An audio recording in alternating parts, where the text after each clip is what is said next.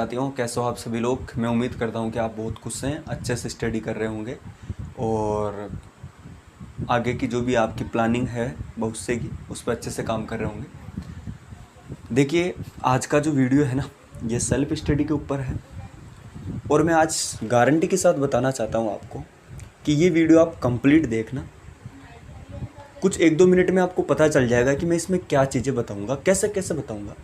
देखिए, इंडिया में क्या होता है कि काफ़ी लोग पढ़ाई कर रहे हैं, बहुत ज़्यादा लोग, करोड़ों की तादाद में लोग स्टडी कर रहे हैं और सेल्फ स्टडी भी कर रहे हैं। कुछ लोग होते हैं जो कोचिंग भी ले रहे हैं प्लस वैसे भी स्टडी कर रहे हैं। कुछ लोग होते हैं जो ऑलरेडी कोचिंग ले चुके हैं और सेल्फ स्टडी कर रहे हैं। लेकिन कहीं ना कहीं फिर भी वो एक बहुत बड़ी गलती करते हैं सेल्फ स्टडी करने में, क्योंकि उनको या तो नॉलेज नहीं होता होगा या फिर नॉलेज होता भी होगा तो वो या तो लापरवाही बरत रहे हैं कि हो जाएगा यार, हो जाएगा, कर लूँगा, मैं सब कुछ कर लूँगा, अभी एग्ज़ाम दूर है।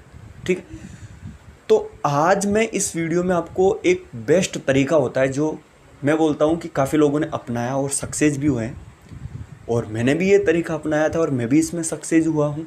ठीक है, तो आपको मैं गारंटी के साथ बोलता हूँ कि आप थोड़ा सा पेशेंस बना के रखें, थोड़ा सा धैर्य बना के रखें। आज आपकी आंखें खुल जाएगी कि एक्चुअल में सेल्फ स्टडी होती कैसे है। आप खुद देख लेना इस चीज़ को, तो थोड़ा सा पेशेंस बना के रखो प्लीज़, मैं आपसे ये रिक्वेस्ट करता हूँ। ठीक है, देखिए, एक चीज़ मैं थोड़ा सा आपको बताना चाहता हूँ कि आज करोड़ों की तादाद में लोग पालन कर रहे हैं, स्टडी करते हैं एग्ज़ाम की। दूसरी चीज़, लॉकडाउन का टाइम चल रहा है, कई लोग बिल्कुल आराम से बैठे हुए हैं, न्यूज़ देख रहे होंगे, इन्जॉय कर रहे होंगे घर पर। लेकिन आपको अभी इन्जॉय नहीं करना है, आपको लिमिटेड चीज़ें, अब लिमिटेड पॉइंटों में ही कुछ चीज़ें देखनी होगी, लिमिटेड चीज़ें ही आपको अपने साथ रखनी पड़ेगी और ज़्यादा से ज़्यादा जो टाइम है वो अपने स्टडी पे लगाना है। क्योंकि कई लोग हैं बिल्कुल ठंडे पड़े हुए हैं इस टाइम पर और वो देखेंगे यार अभी तो लॉकडाउन चल रहा है, चीज़ें सेटल होगी, काफ़ी टाइम लग जाएगा। ठीक है, तो आगे सारा प्रोसेस करने में बहुत ज़्यादा टाइम लग जाएगा, तब तक मैं इंजॉय कर लेता हूँ, बाद में मेरी एक बार तो तैयारी हो चुकी है और मैं और कर लूँगा। लेकिन ये सबसे बड़ी गलती है हमारी। क्यों? क्योंकि हम क्या सोचते हैं, यार मैंने एक बार तो पढ़ रखा है, मुझे तो केवल रिवीजन करना है। अब वो रिवीजन करते हैं ना, फिर भी उस रिवीजन में भी मिस्टेक कर देते हैं और बाद में अच्छे से परफॉर्मेंस भी नहीं कर पाते। तो आज मैं आपको एक तरीका सिखाऊंगा स्टेप बाय स्टेप कि आप कोई भी एग्ज़ाम की तैयारी कर रहे हैं, इस पूरे जो मेरा ये ट्रिक है उसको आप एक बार फॉलो ज़रूर करना, आपको बहुत ज़्यादा फ़ायदा इसमें मिलेगा। ठीक है, तो अब सीधा आप आ जाइए बोर्ड पे। हाँ, लाइक ज़रूर कर देना अगर वीडियो थोड़ा भी पसंद आपको आता है तो। ठीक है, चलो देखिए, सबसे पहली चीज़ तो ये है मेरे प्यारे साथियों कि मैं ये बोलता हूँ कि कोई भी एग्ज़ाम हो, ठीक है, हो या फिर कोई वनडे एग्ज़ाम कर रहे हो या फिर आप CGL CPO के कर रहे हो, किसी की भी एग्ज़ाम की तैयारी आप कर रहे हो, आपको आज के इस दौर में 8 से 10 घंटा पढ़ाई तो आपको मिनिमम करनी ही पड़ेगी। हालांकि लोग बोलते हैं कि 6 घंटे इनफ होता है स्टडी करना, लेकिन मैं आपको एक ही शब्दों में एक सीधी सी बात बोलना चाहता हूँ कि कंपटीशन बढ़ता ही जा रहा है, टैलेंटेड लोग आते ही जा रहे हैं और आप उसी 6 घंटों में क्या क्या हासिल कर लोगे। आपको मैथ भी पढ़नी पड़ेगी, रीजनिंग भी पढ़नी पड़ेगी, जीके जीएस सब कुछ, आपको सब कुछ पढ़ना पड़ेगा। तो 6 घंटे में क्या क्या कर लोगे? तो मैं कहता हूँ कि कम से कम आपके 8 से 10 घंटा स्टडी तो आज के टाइम में होना बहुत ज़रूरी है ही है, चाहे कितने आप कमज़ोर हों या कितने आप इंटेलिजेंट हो। इस चीज़ को आप पल्ले बांध लीजिए। ठीक है, चलो ये पॉइंट आपका क्लियर होना चाहिए और इसमें किसी प्रकार की लापरवाही नहीं होनी चाहिए। कई लोग सोचते हैं कि जी मैं तो 6 घंटा पढ़ता हूँ। मैं बोलता हूँ 6 घंटे में काम नहीं चलेगा आपका, आप 8 घंटा पढ़ाई करिए, तभी तो उस लाखों लोगों, उस करोड़ों लोगों में आप आगे आएंगे, तभी तो वो एक सीट ले पाएंगे ना। अरे 6 घंटा दुनिया पढ़ रही है, आप भी 6 घंटा पढ़ोगे तो आप तो उसी में ही हो। आपको 1 घंटा एक्स्ट्रा पढ़ना पड़ेगा, 2 घंटा एक्स्ट्रा पढ़ना पड़ेगा, तभी तो आप उनसे ज़्यादा चीज़ें सीख पाएंगे। तो आपको 8 से 10 घंटा स्टडी करनी ही करनी है, मिनिमम 8 घंटे, ज़्यादा से ज़्यादा आप 10 घंटे पढ़ सकते हैं, बहुत होता है, बहुत होता है, इसमें सब कुछ हासिल कर सकते हैं। 10 घंटे बहुत होता है। ठीक है, 10 घंटे अगर आप वो भी तरीके से समझेंगे, तरीकों को एक टाइम टेबल के थ्रू चीज़ों को करेंगे तो ही, अदरवाइज़ तो लोग 22-22 घंटे भी पढ़ते हैं, 20-20 घंटा भी पढ़ते हैं। लेकिन आपको ज़्यादा से ज़्यादा अगर आप कंटिन्यू और तरीके से 10 घंटे भी पढ़ते हैं बिल्कुल सिस्टमेटिक तरीके से, तो फ़ायदे में हो जाएंगे आप। ठीक है, चलिए अब देखिए, थोड़ा सा एक पॉइंट बताता हूँ कि ये आप हैं यहाँ पे। अब इसको मैंने ऑल स्टूडेंट लिया, आप कोई इसको वैसे नहीं ले कि ये क्या है, मैंने ऐसे बना दिया इसको। अब आपको कुछ भी लग रहा होगा, ये आप है, ये आपके एग्ज़ाम है। मान के चलिए आपके एग्ज़ाम है, exam number A, exam number B, exam number C और एग्ज़ाम नंबर डी। ठीक, आप यहाँ है और आपके पास ये सब्जेक्ट हैं और आपको ये एग्ज़ाम देने हैं। और मान के चलिए आप बिल्कुल न्यू हैं, आपको कुछ नहीं आता। ठीक है, आप बिल्कुल न्यू है और आपको कुछ भी नहीं आता। आप सोच रहे हैं कि मुझे ये एग्ज़ाम देने, मेरे सामने 4 एग्ज़ाम है, इनका सिलेबस मेरे सामने ये है और मैं बिल्कुल न्यू हूँ और मुझे कुछ भी नहीं आता।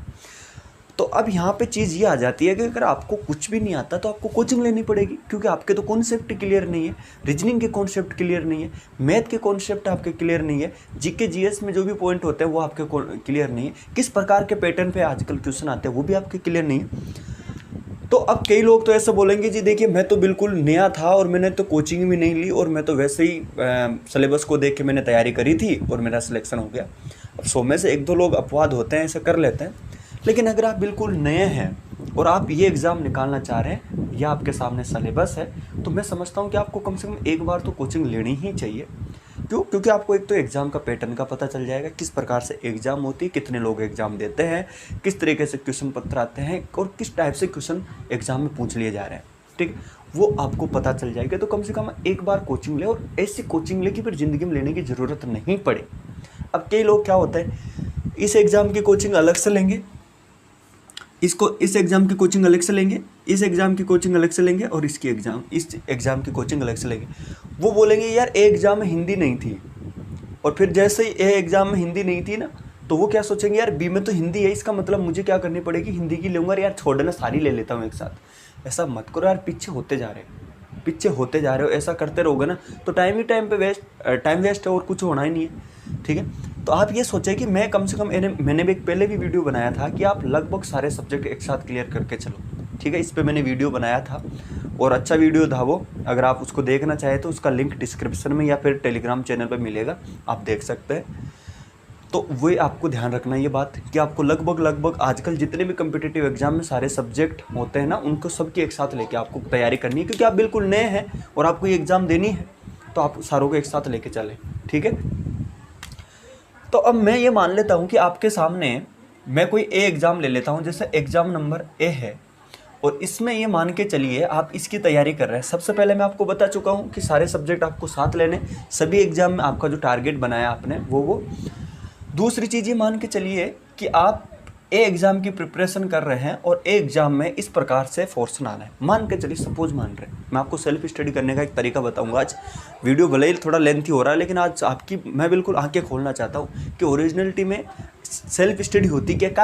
काफ़ी लोग बोलते हैं सेल्फ स्टडी ऐसे कर लो, वैसे ऐसे कर लो, ढीगड़ा फलाना की बातें होती है, लेकिन आज मैं आपको सही डायरेक्शन में चीज़ें बताने की पूरी कोशिश करूँगा। ठीक है, जो काफ़ी लोगों ने अपनाई है, सक्सेस हुए हैं, मैंने भी अपनाया है, मुझे भी फ़ायदा मिला। ठीक है, मान के चलिए आप एक एग्ज़ाम की प्रिपरेशन कर रहे हैं और आपके सामने 25 क्वेश्चन आपके मैथ के आने हैं।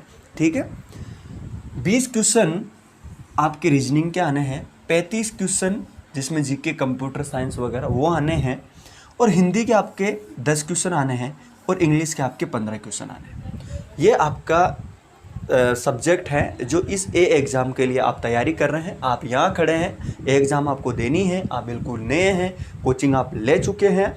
अब मैं ये भी मान रहा हूँ कि आप कोचिंग ले चुके हैं, आपको सब कुछ पता चल रहा है और अब आप सेल्फ स्टडी कर रहे हैं जी। ठीक है, बिल्कुल सेल्फ स्टडी कर रहे हैं, एग्ज़ाम नज़दीक है, नज़दीक नहीं है, आप सेल्फ स्टडी कर रहे हैं और आप कोचिंग ले चुके हैं। ये मैं मान चुका हूँ, मैंने बताया कि कोचिंग लेना ज़रूरी है कॉन्सेप्ट क्लियर करने के लिए। चलिए, एग्ज़ाम की तैयारी कर रहे हैं जी, आप यहाँ हैं। अब आप ये देखेंगे, सबसे पहले जब आप अपना टाइम टेबल सेट करेंगे तो आप ये देखेंगे कि यार इसमें सबसे ज़्यादा मुझे किस पे ध्यान देना पड़ेगा। अब आप ये देखेंगे कि यार सबसे ज़्यादा जिसके क्वेश्चन पूछे जाएंगे उसको मुझे ज़्यादा पढ़ना चाहिए। तो आप ये देखेंगे कि यार 35 क्वेश्चन सबसे ज़्यादा है। ठीक है, मुझे इस पे फोकस करना पड़ेगा। GK, computer science, current affairs, इसके 35 क्वेश्चन आने, मुझे इस पे ध्यान देना पड़ेगा। लाखों लोग यही देखेंगे कि मुझे इस पे ही ध्यान देना है। ठीक है, कई लोग क्या करते हैं कि यार हिंदी के 10 क्वेश्चन आने हैं, इंग्लिश के 15 क्वेश्चन आने हैं और रीजनिंग के 20 क्वेश्चन आने हैं और मैथ के 25 क्वेश्चन आने हैं। वो क्या करते हैं, ज़्यादा से ज़्यादा जो मोर टाइम होता है ना, वो इस कंप्यूटर जीके वाले पोर्शन को ही देते हैं। और वो ये चीज़ें भूल जाते हैं कि मुझे इन पे भी थोड़ा थोड़ा टाइम देना है। वो बोलेंगे यार 35 क्वेश्चन इसके आना है, मुझे इस पे ज़्यादा मेहनत करनी पड़ी। और यही आपकी सबसे बड़ी कमजोरी हो जाती है यहाँ पे। क्यों? क्योंकि आप जो सोच रहे हैं, आप वाली सोच तो लाखों लोग रख रहे हैं, आप वाली सोच तो लाखों लोग रख रहे हैं। वो भी ये सोच रहे हैं कि यार कंप्यूटर 35 क्वेश्चन आएंगे जीके और कंप्यूटर के इसमें सारा, और लाखों लोग आपकी सोच रखेंगे और आप भी इसी को पढ़ेंगे, बाकी लोग भी इसी को पढ़ेंगे, तो आप तो उन्हीं की कैटेगरी में आ गए। आप अलग कहाँ हुए? आप अलग कहाँ हो? आपको तो सिलेक्शन लेना है, एक स्मार्ट सेल्फ स्टडी करनी है।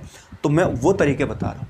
फिर आप इसको थोड़ा सा स्किप करें और फिर आप ये देखिए कि दूसरे नंबर पर किसका वेटेज ज़्यादा है। तो आप देखेंगे मैथ का सबसे ज़्यादा वेटेज है, 25 क्वेश्चन मेरे मैथ के आने हैं। और फिर आप ये देखेंगे कि 20 क्वेश्चन मेरे रीजनिंग के आने हैं। फिर आप ये पोर्शन देखेंगे तो आप टोटल कितना बन गया? 45 क्वेश्चन आपके बन रहे हैं मैथ और रीजनिंग में। थोड़ा सा समझने की कोशिश करें, आज आपको मैं बिल्कुल सब कुछ बता देता हूँ।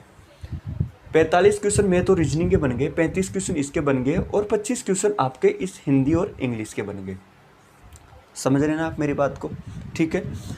अब आप ये देखेंगे कि जीके कंप्यूटर के मेरे 35 क्वेश्चन है, मैथ रीजनिंग के मेरे 45 क्वेश्चन हैं और हिंदी और इंग्लिश के मेरे 25 क्वेश्चन हैं। और आप ये देखिए कि सबसे ज़्यादा वेटेज इस टाइम पे जीके और कंप्यूटर का जो 35 क्वेश्चन है, और आप सबसे ज़्यादा इसको टाइम दे रहे हैं। मैं बोलता हूँ ये आपकी सबसे बड़ी गलती है।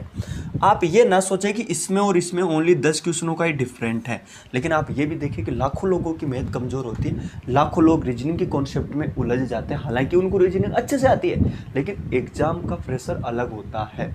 जब मैं एग्ज़ाम देने बैठ रहा था, मैं आपको एक चीज़ बता देता हूँ, मेरी रीजनिंग और मैथ बहुत अच्छी थी, बहुत ज़बरदस्त थी और मुझे कॉन्फिडेंस था।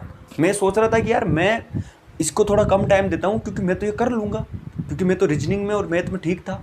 लेकिन मेरी हालत और मैथ रीजनिंग ने भी वहाँ मतलब, हालांकि मैंने क्वेश्चन सोल्व कर दिए, लेकिन इतना प्रेशर आ गया था कि क्वेश्चन सोल्व नहीं हो पा रहे थे टाइमिंग की वजह से, क्योंकि क्वेश्चन उलझे हुए क्वेश्चन थे, फिगर वाले क्वेश्चन थे, तो आंखों में आंसू आ गए। आपको सच बता रहा हूँ मैं। तो आप इसको कभी भी रीजनिंग को हल्के में ना लें, मैथ को भी हल्के में ना लें, क्योंकि 45 क्वेश्चन, अब देखिए आप ये देख सकते हैं कि 35 और 45 जो क्वेश्चन हैं, इसमें वेटेज 45 क्वेश्चन होगा, तो सबसे ज़्यादा आप इसको टाइम दें पहले, क्योंकि मैथ और रीजनिंग लाखों लोगों की वीक होती है। कोई कॉन्सेप्ट में वीक हो जाता है, कोई ट्रिक में, कोई कैलकुलेशन में, कोई किस में। आपको सबसे ज़्यादा काम इसमें करना है। अरे जीके और कंप्यूटर में तो कोई लिमिटेड सोर्स तो है ही नहीं, इसका तो क्वेश्चन कहीं से भी उठा के आ सकते हैं। इसका पता थोड़ी होता है कि एग्जिट यहाँ से क्वेश्चन उठ के आएगा, नहीं। तो इसको तो आप इतने पढ़ लो जीके कंप्यूटर वाले इन पोर्शनों को, तो साइंस वाले क्वेश्चन कहीं से भी उठा के आ जाएगा, ठीक है। लेकिन ये तो आपका लिमिटेड पॉइंट है, आप इनमें प्रैक्टिस करेंगे तो क्वेश्चनों को सोल्व कर लेंगे, ये तो प्रैक्टिस की बात है। लेकिन यहाँ पे कोई फिक्स थोड़ी है, कहीं से भी उठा के आ सकते हैं। तो सबसे पहले आपको ये देखिए कि मुझे 45 क्वेश्चनों का फोकस करना है, तो सबसे ज़्यादा मुझे टाइम किस पे देना है? मैथ रीजनिंग पे। फिर मुझे जो टाइम देना है, इसको अभी भी स्किप करना है, थोड़ा ध्यान से समझना है, इसको मैं बाद में बताता हूँ। फिर आपको ये देखना है कि यार इंग्लिश भी मुझे पढ़नी पड़ेगी, क्योंकि लाख लोग जो है इंग्लिश से डरते हैं, ठीक है। जो वनडे एग्जाम होते हैं उसमें इंग्लिश से डरते हैं। फिर आपको इंग्लिश पे फोकस करना है, इसके बाद में फिर आपको हिंदी पे फोकस करना है, क्योंकि इसमें भी काफ़ी सारे पॉइंट होते हैं। फिर आपको जाके बाद में जाके आपको टाइम देना है इस जीके और कंप्यूटर का। इसकी एक अलग से सारणी बनानी पड़ेगी आपको कि मैं कैसे कैसे ये अपने सिलेबस कवर कर सकता हूँ इस टाइम के अंदर। तो आपको सबसे ज़्यादा फोकस किसके पर करना पड़ा? मैथ पे, फिर इंग्लिश पे, फिर हिंदी पे, ठीक है। सॉरी, पहले आपको इस पे करना पड़ा 45 क्वेश्चनों पे, फिर आपको हिंदी पे, फिर इंग्लिश पे, इन दोनों पे करना पड़ा, और फिर लास्ट में जाके आपको कंप्यूटर जीके पे फोकस करना पड़ा, ठीक है ना। तो मैं ये समझता हूँ कि जो सबसे बड़ी हम कमी करते हैं वो ये करते हैं, स्टार्टिंग में यही देख लेते हैं कि यार 35 क्वेश्चन इसके हैं और मैं इस पर ज़्यादा फोकस कर लेता हूँ, इन चीज़ों को वो स्किप कर देता है, इन चीज़ों को वो स्किप कर देता है। हकीकत में सिलेक्शन ये दिलवाते हैं, क्योंकि ये तो लिमिटेड पॉइंट होते ही नहीं है। ये कहीं से भी जीके वाले कंप्यूटर के कहीं से भी कॉन्सेप्ट बेस्ड क्वेश्चन आ जाते हैं, आप कितने पढ़ लो कहीं से भी आ जाते हैं। अब एक चीज़ मैं आपको स्पष्ट कर देता हूँ। अब एसएससी में क्वेश्चन पूछे जाते हैं जीके वाले, साइंस के पूछे जाते हैं, वो लोग इसको पढ़ते कम क्यों हैं? वो इसको इसलिए कम पढ़ते हैं क्योंकि उनको पता होता है कि इसके क्वेश्चन कहीं से भी आ सकते हैं। आखिर मैं पढ़ूँ तो पढ़ूँ कितना, कहीं से भी क्वेश्चन आ सकते हैं। तो पहले आप इन पर फोकस करो, फिर बाद में इस पर देखो। और इसकी एक बुक ले लो, लिमिटेड बुक लो। आप पता नहीं कितने सारी बुक परचेज कर लेते हैं और आपको ये नहीं पता होता है कि मुझे क्या क्या करना चाहिए, मुझे कौन सी बुक पढ़नी चाहिए। बस जिसने जो बताई वो बुक लिया और रख ली, और पढ़ाई का कोई अता पता ही नहीं कि मैं क्या पढ़ रहा हूँ क्या नहीं पढ़ रहा, ठीक है। तो इसकी लिमिटेड बुक लानी है, उन्हीं को बारी बारी से पढ़ना है, उसी में से सारी चीज़ें कॉपी पेस्ट होती है। आप समझो मेरे साथियों, समझो, आपको मैं कितनी बार बता चुका हूँ कि ये एक दूसरे की बुक जो होती है वो कॉपी पेस्ट ही होती है, ठीक है। तो इन पे फोकस करना है, फिर आपको इसमें करना है, और ये देखिए कि मैं एक ही बुक से कितने सारे क्वेश्चन सोल्व कर सकता हूँ, ठीक है। इस चीज़ को मैंने आपको बता दिया। अब एक चीज़, अब समस्या ये आती है कि हम अब सेल्फ स्टडी करेंगे कैसे। तो सेल्फ स्टडी, अब इतनी देर वीडियो में मैंने ये बताया आपको कि आपको ये पता नहीं होता कि कैसे मुझे सबसे ज़्यादा किस सब्जेक्ट पे फोकस करना है। तो आपको पता चल गया कैसे कैसे आपको फोकस करना है। अब आप ये देखिए कि आपको पढ़ने में कब सुविधा होती है, या आप नाइट में अच्छे पढ़ पाते हैं या फिर आप डे में अच्छे पढ़ पाते हैं। जैसे मैं था तो मैं तो नाइट में बिल्कुल ही नहीं पढ़ पाता था, मैं डे में पढ़ पाता था, ठीक है। तो आप क्या करें, सबसे पहले अगर आप जैसे सूटेबल हो आपको उसी हिसाब से या तो नाइट में पढ़ सकते हैं या फिर डे में पढ़ सकते हैं। मान के चलता हूँ कि आपको डे में पढ़ने की आदत है, ठीक है। तो मैं ऐसा बोलता हूँ कि डे में 12 घंटे होते हैं। अब देखिए आपको स्टडी कितनी करनी है, मैं बताया था मिनिमम आपको 8 घंटे स्टडी करनी है और मैक्सिमम आपको 10 घंटे स्टडी करनी है। तो आप ये सोचें कि जब सुबह 7 बजे से 7 बजे तक 12 घंटे होते हैं, और 12 घंटे में आपको खाना भी खाना है और भी छोटे मोटे नहाना धोना भी है, फ्रेश वगैरह भी होना, कई सारी चीज़ें हैं। तो मिनिमम ये मान के चल 2 से 3 घंटा, आपको 1 घंटा मैं बोलता हूँ एक्सरसाइज को भी देनी चाहिए। तो ये मान के चलो आपको 3-4 घंटा ऐसे ही ख़राब हो जाते हैं सब कुछ। तो फिर भी आपके पास 8 घंटे तो बचे, और मैं तो बोलता हूँ टारगेट 10 घंटे का रखो। तो आप कम से कम शाम को थोड़ा सा रेस्ट करते हैं 7 से 8 बजे के बाद में, तो कम से कम आप आराम से 8 से 10 यानी 2 घंटा तो और स्टडी कर ही भी सकते हैं ना। तो 8 घंटे दिन में, 2 घंटे शाम को, 10 घंटे की आपकी स्टडी आराम से हो जाती है। और मैं बोलता हूँ ज़बरदस्त स्टडी हो जाती है। आपको रात की 11-11 बजे, 12-12 बजे, 1-1 बजे, ऐसे बिना वजह दिन में भी पढ़ रहे हो, रात को भी पढ़ रहे हो, माइंड होता है, इसको भी थोड़ा सा टाइम दो, ठीक है। ऐसा करनी है। अच्छा, अब सीधा मैं पॉइंट पे आता हूँ। मान के चलिए अब कई लोग क्या करते हैं कि सुबह जीके को पढ़ने पर ये देते हैं कि यार मैं सुबह जीके मेरे को अच्छे याद होता है। तो आप, मैं बताता हूँ कि आप सुबह जीके को पढ़ें और इस हिसाब से पढ़े कि मैं इतने घंटे पढ़ूंगा तो मेरा इतना सिलेबस कवर हो जाएगा। अब मैं कैसे इसको डिफाइन कर सकता हूँ, क्योंकि अलग अलग लोग, कोई 1 घंटे में याद कर सकता है, कोई 2 घंटे में याद कर सकता है। तो ये आप पर डिपेंड है कि आप सुबह अगर जीके पढ़ रहे हैं तो आप अपने हिसाब से इस चीज़ को सेट करें कि यार मैं अगर जीके पढ़ भी रहा हूँ सुबह और मुझे कितने क्वेश्चन याद हो रहे हैं, उस हिसाब से अपने उसको बांट लो कि मुझे जीके 1 घंटा पढ़ना है, 2 घंटा पढ़ना है, 3 घंटा पढ़ना है, उस हिसाब से देख लो। अब कई लोग मैथ में फास्ट होते हैं, रीजनिंग में फास्ट होते हैं, वो उस हिसाब से अपने टाइम को बांटे कि यार मुझे 2 घंटे अगर मैथ को पढ़ना है तो 2 घंटे में मुझे कितने क्वेश्चन लगाने ही पड़ेंगे कि वो अप उनकी स्पीड भी अप हो जाएगी और वो सोचेंगे कि यार 2 घंटे में मेरे इतने क्वेश्चन होंगे तो मैं कितना ग्रोथ कर पाऊँगा। तो वो भी देख लें। रीजनिंग इसी प्रकार रीजनिंग में करें, इसी प्रकार से वो हिंदी इंग्लिश में करें, ठीक है। तो मैं ये बोलता हूँ कि कम से कम भी अगर आप मैथ और रीजनिंग पर टाइम दे रहे हैं, आपको सबसे ज़्यादा तो इस पर दें, फिर आप इनको दें और फिर आप इसको दें, ठीक है। इस हिसाब से थोड़ा सा लाखों लोग जो तैयारी करें उसे अलग तरीके की अपनी एक अप्रोच बनाएं, अपनी एक स्टडी करें, और मैं बोलता हूं कि आपको बहुत बेनिफिट मिलेगा, इस फ़ायदे से ज़बरदस्त मिलेगा आप इस हिसाब से अगर अपनी स्टडी करते हैं तो, ठीक है। अदरवाइज़ तो फिर एग्ज़ाम आती रहेगी, आप स्टडी करते रहना, डिमोटिवेट होते रहना, कोई फ़ायदा ही नहीं होगा।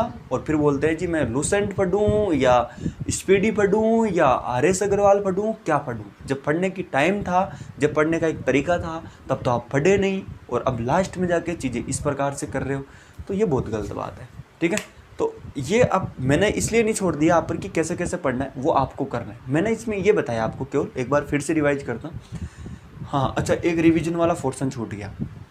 अच्छा, रिवीजन का पोर्शन छूट गया, इस पर भी मैं देखो थोड़ी सी बात कर लेता हूँ। देखिए दोस्तों, प्यारे साथियों, रिवीजन कब करते हैं आप? पहले तो मैं ये बताता हूँ रिवीजन क्या करते हैं। कुछ लोग मंथली रिवीजन करते हैं, कुछ लोग वीकली रिवीजन करते हैं और कुछ लोग डे बाय डे रिवीजन करते हैं। तो मेरा इसमें एक ही मानना होता है कि अगर आप डे बाय डे रिवीजन करेंगे ना तो ज़्यादा फ़ायदा होगा। सपोज कैसे, मान के चलिए आपने मैथ का कोई चैप्टर पढ़ा, जैसे नंबर सिस्टम पढ़ा, और आपने नंबर सिस्टम में 5 टाइप के क्वेश्चन सोल्व किए। अब आप ऐसा तो है नहीं कि डायरेक्ट क्वेश्चन लगाने लग जाएंगे, पहले कुछ बेसिक कॉन्सेप्ट भी तो सोल्व करेंगे। तो आपने नंबर सिस्टम में 5 टाइप के क्वेश्चन सोल्व किए।